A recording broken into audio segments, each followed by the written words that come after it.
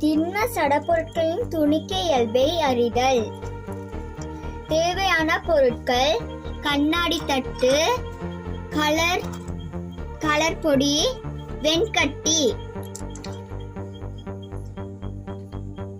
இப்பொழுது நாம் கண்ணாடி தட்டில் கலர் மையினை ஒரு துளி இடுவோம்.